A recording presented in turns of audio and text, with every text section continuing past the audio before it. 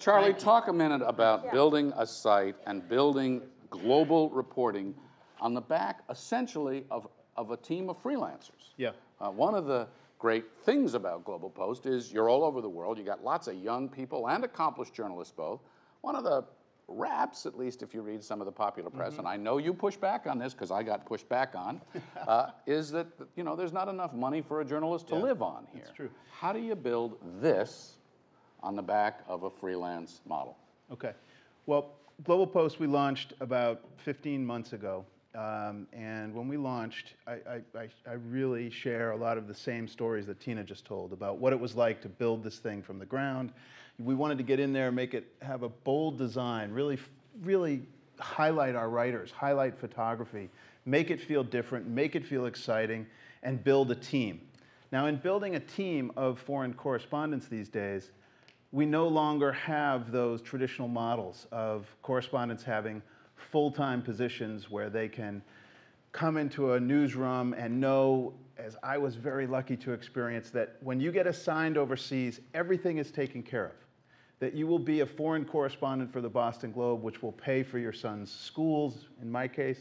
They will take good care of you. That was coveted. I feel very fortunate to have experienced that kind of foreign reporting, but it's largely over. So what we're left with are fantastic foreign correspondents who are out in the world looking for work. And what we've tried to become is a network of outstanding freelancers.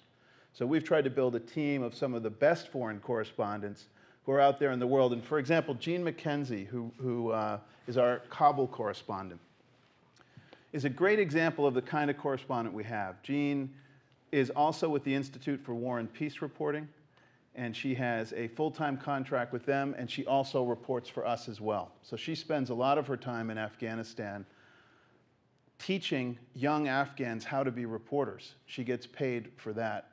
And then she writes for us on a regular basis as well.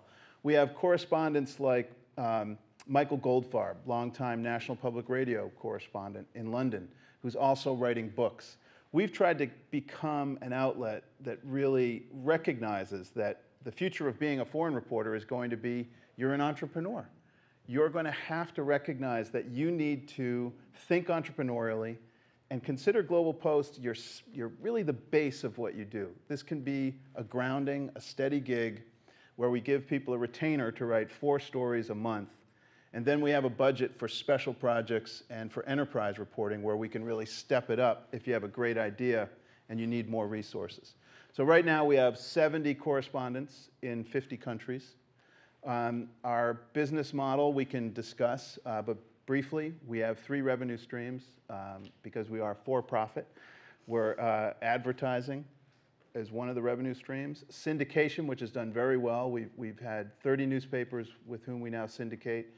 They range from the New York Daily News to the Pittsburgh Post-Gazette to the Times of India with a circulation of 3 million, one of the largest English language newspapers in the world. CBS News, the NewsHour. And we've been able to create that syndication model has really been good for us.